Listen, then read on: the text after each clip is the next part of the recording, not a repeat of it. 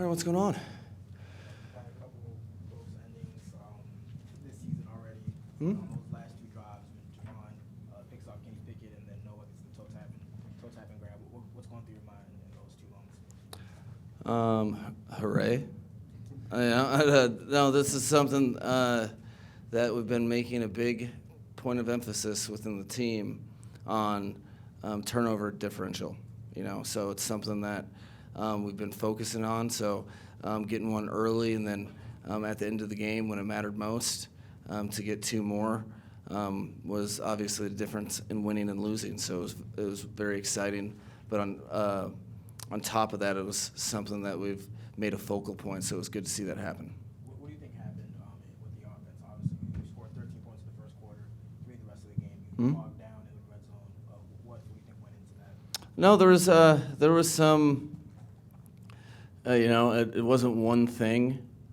We were doing some good things, and players were doing some solid things. But then there was key mistakes, whether it was a bad play call or it was a guy making a play here or there. We just weren't really coming together. We lacked that rhythm, and especially after we had in the third quarter that first drive that went for it on 4th and 3 in the tight red.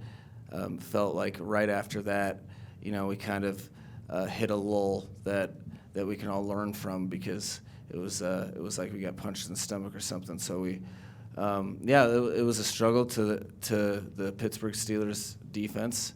To their credit, they had they adjusted themselves, and we didn't make the further adjustment, which is something that we'll focus on moving forward. You mentioned that 4th and 3. Can you discuss the decision to go for it there, and then also the play call? No, so that's something that we'll never. I'm very aware that it's one of those things that if it works, it's a great play, and if it doesn't, you know exactly what you have to face, or it could be a deciding factor in the game. So you do that. I think there's at the moment I had some faith in the players, and then regardless, you do it and you don't convert, that's a bad decision. Because you have points, especially with the way Jason's kicking. It would have been a 2-score game. So those are things that you're well aware of when you enter into it. It was something that I felt pretty good about it working out. It didn't, so that's something that I take full responsibility for, and luckily the rest of the team had that decision's back, and we were able to come up with a win. Specifically to that, was it one of those? In terms of your decision-making process, do you have somebody in your ear telling you like the analytics behind it and the win probability? Yeah. And then you kind of go with your gut, or is it just you hear the numbers and you just decide to go? No, I have a couple guys within analytics that are in my ear, in all those types of situations. In this situation, they did not advise me to kick it. To go for it. So, there's plenty of decisions that are made that, it's a balancing act. You take the statistical, percentage chance, which is what they're evaluating. And, it's one of those things. I think it was a 4th, and I think the scoreboard might have said 3. I think it was like a long 2.5, but it's one of those that if it's 4th and 2, they're a lot more supportive. 4th and 3, they get, the percentages go way down.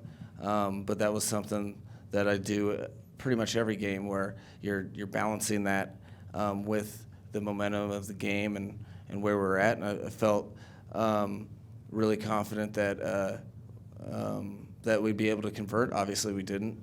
I would have never even entered into that chance-taking process if I wasn't super confident in the way the defense was playing. So I really wanted the team to be able to make it a 2-touchdown game, because we're going to go for 2 if we were able to get in the end zone and score. So it didn't work out, but that's why it's an entire team function and job to win a football game. And the defense came through, and we didn't turn the ball over. So we ended up on the winning side. Mike, from a defensive perspective, what are some things you liked about what Josh Boyer did from a planning and then an in-game adjustment, especially with all the injuries?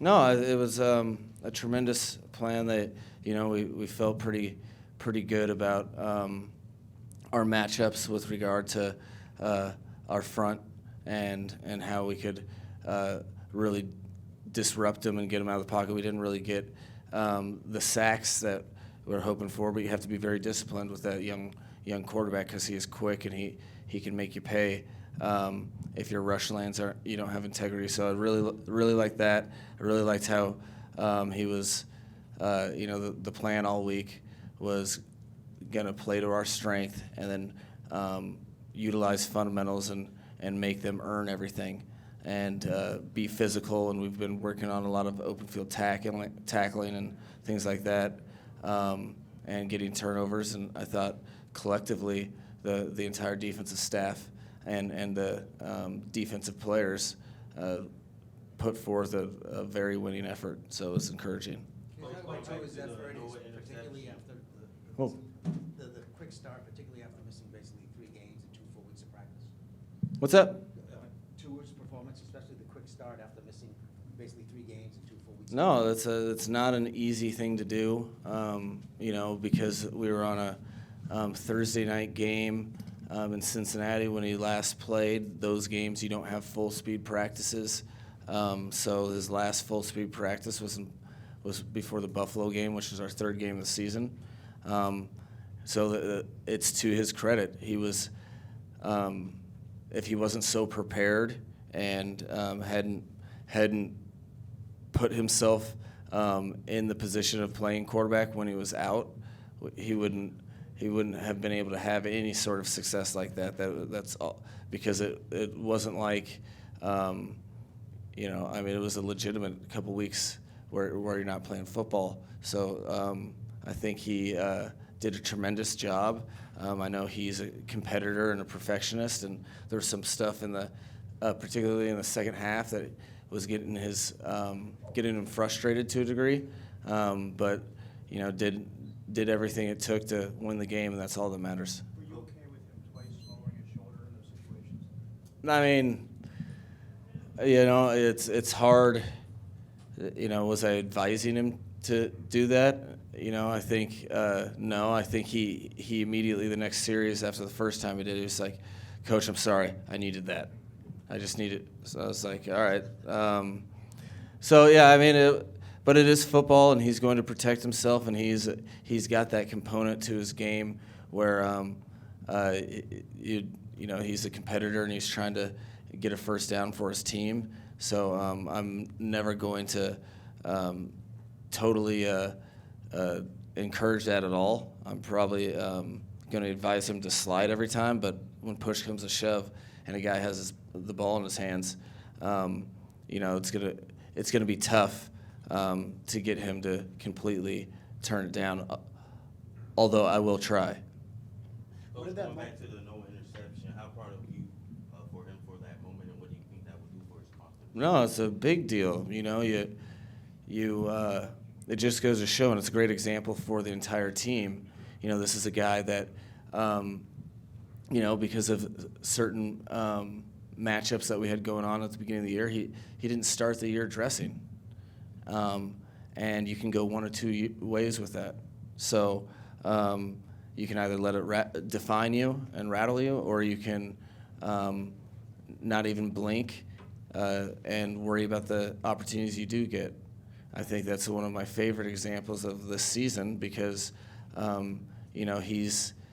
he does his best to ignore the noise, but nobody's oblivious, and he really, really wants to do big things in this league, and he's only 22 or 23 years old. He's super young, but I think the whole team really, just in the locker room, was really excited for him because they know how hard he's worked and to get on the field to contribute and then to do it at the end of the game. That's a big moment. That's will always be one of the bigger ones in your NFL career because it's his first game ender.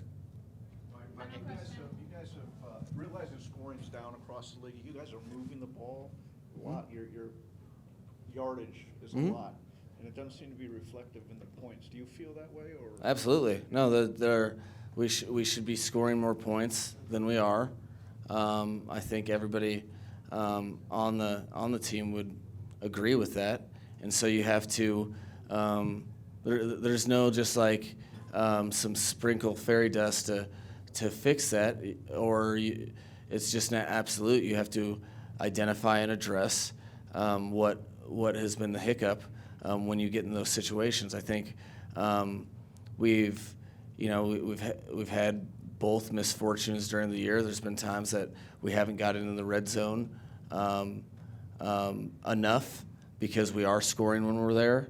In this case, we were moving the ball, but we had some hiccups and weren't able to get touchdowns. And so the whole deal is to continually progress with your game and make sure that is not the norm, because you don't.